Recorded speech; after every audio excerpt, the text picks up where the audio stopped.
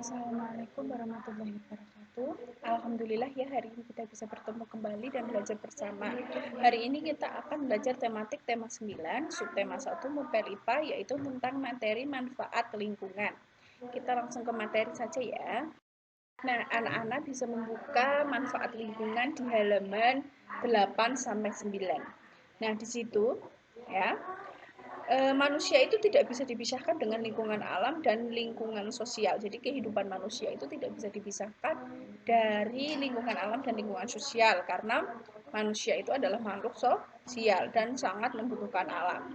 Nah, apa yang dimaksud dengan lingkungan? Ya, lingkungan adalah segala sesuatu yang ada di sekitar yang mempengaruhi kehidupan manusia. Terus ini berikut ini contoh-contoh manfaat dari lingkungan atau fungsi dari lingkungan. Yang pertama, lingkungan sebagai tempat mencari makan. Jadi maksud dari lingkungan menjadi tempat mencari makan itu adalah lingkungan yang dimanfaatkan untuk mencari uang atau untuk bekerja dan yang lain sebagainya. Jadi lingkungan itu dimanfaatkan untuk mencari makan atau mencari uang atau untuk bekerja. Jadi contohnya misalnya nelayan ya, lingkungannya itu kan di daerah pantai. Ya, orang-orang yang di daerah pantai itu penyelam menjadi nelayan mencari ikan, lah ikan tersebut dijual. Berarti makanya lingkungan tersebut dinamakan lingkungan sebagai tempat mencari makan. Lalu yang kedua, lingkungan sebagai tempat beraktivitas sosial. Ya, kita bekerja, kita bertemu orang, itu menjadikan lingkungan sebagai tempat beraktivitas sosial. Terus ekonomi ya, tadi untuk bekerja, politik, dan budaya. Lalu yang ketiga, lingkungan sebagai wahana tempat bagi kelanjutan kehidupan. Jadi kita itu harus bisa memanfaatkan lingkungan itu dengan baik supaya kelanjutan kehidupan kita di masa yang akan datang itu tetap terjaga. Lalu yang keempat, lingkungan sebagai tempat tinggal. Pasti kita tempat tinggalnya di lingkungan alam. Nah, untuk itu ya, kita itu sebagai manusia harus menjaga lingkungan alam tersebut agar tetap nyaman, bersih, dan asri. Supaya kita bertempat tinggal di sana pun merasa nyaman ya. Betah di rumah. Jadi kita pasti harus selalu membersihkan lingkungan. Kalau rumahnya banyak sampah, tidak dibersihkan sampahnya, maka akan menimbulkan bau busuk dan kita itu nggak betah ya di rumah ya.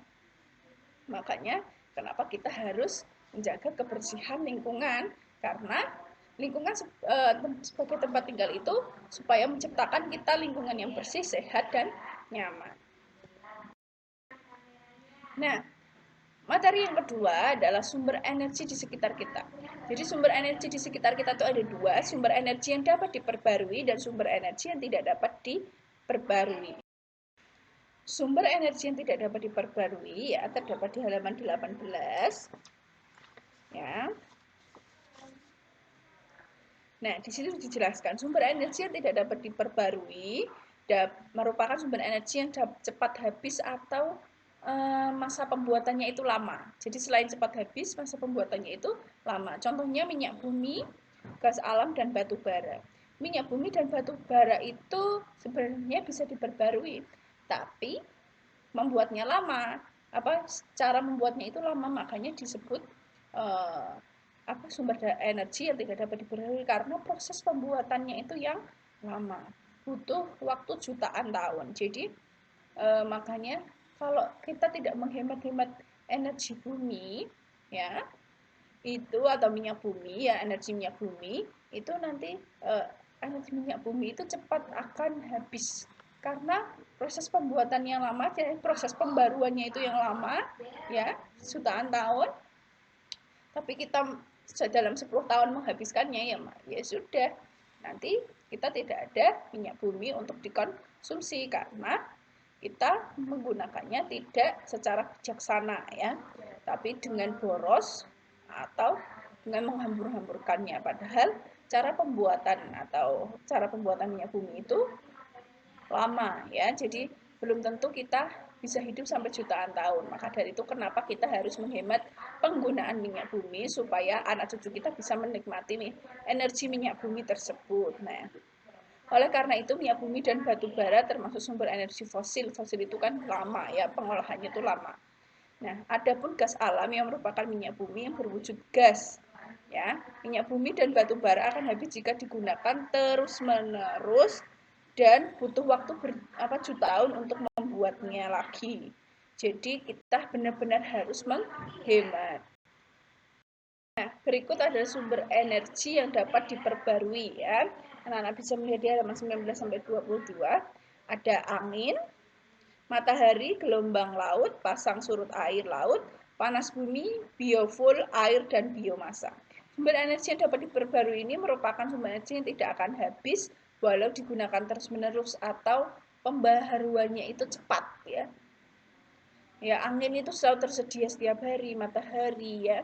Angin ya digunakan biasanya untuk energi listrik. Terus matahari sebagai pembantu proses fotosintesis dan selain membantu fotosintesis, pusat data surya membantu juga untuk proses pengeringan secara alami dan juga pembangkit listrik tenaga matahari. Terus untuk gelombang laut dan pasang surut air laut itu juga sekarang masih diterapkan ya, masih diwacanakan untuk dibuat sebagai pembangkit listrik juga. Panas bumi pun seperti itu ya. Panas bumi juga digunakan untuk pembangkit listrik. Biofuel, air, biomasa juga digunakan untuk pembangkit listrik. Jadi kebanyakan sumber energi yang dapat diperbarui ini digunakan untuk energi listrik ya. Kenapa banyak sekali energi listrik? Supaya energi listrik yang dihasilkan itu banyak, karena lama-kelamaan manusia sekarang itu sangat membutuhkan listrik untuk kegiatan pokoknya ya, untuk kegiatan sehari-hari itu membutuhkan listrik semuanya. Jadi kenapa ya? Sekarang banyak sekali ilmuwan yang mengembangkan beberapa energi alternatif untuk energi listrik supaya energi listrik tidak habis digunakan oleh manusia. Maka dari itu maka pentingnya kita harus menghemat energi juga ya. Nah, berbagai bentuk konservasi ya.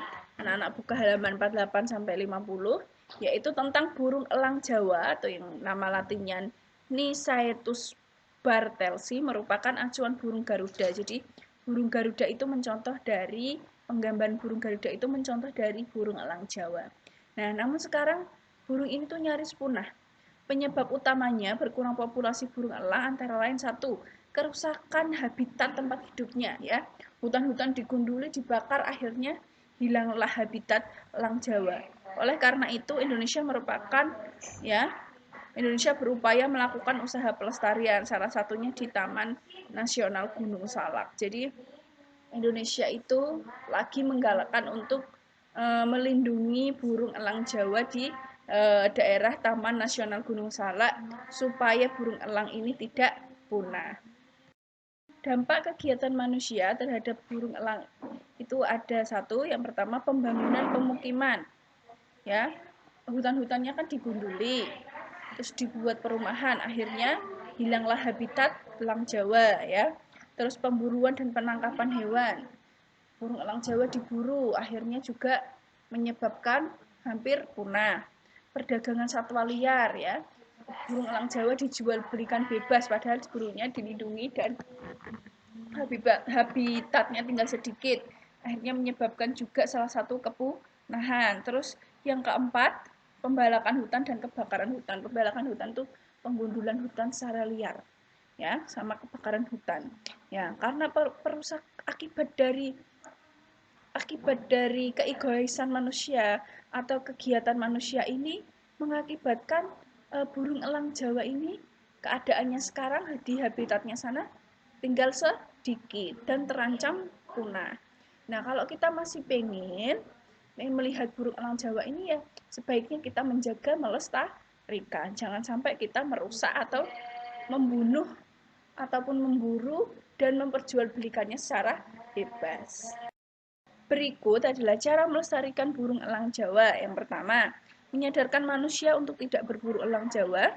Yang kedua, menjaga habitat elang Jawa. Yang ketiga, menertibkan undang-undang tentang konservasi sumber daya alam supaya Orang-orang yang melanggar itu bisa dipenjara dan jera, ya, tidak melakukannya lagi.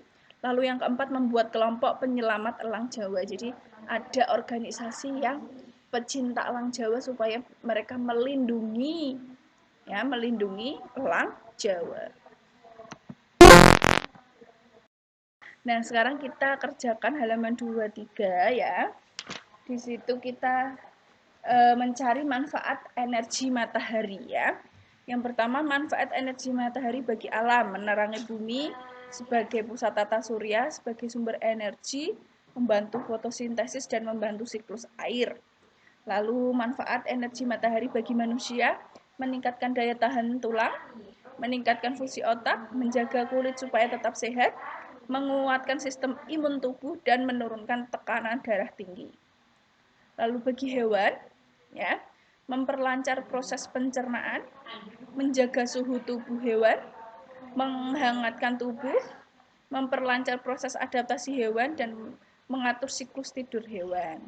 Lalu yang bagi tumbuhan, ya, manfaat matahari bagi tumbuhan, yang pertama pasti ya membantu proses fotosintesis, membantu proses pertumbuhan, menjaga sumber nutrisi tumbuhan, menjaga temperatur itu suhu ya, temperatur atau suhu tumbuhan, dan yang kelima dapat mengaktifkan klorofil pada hewan atau zat hijau. Klorofil itu zat hijau.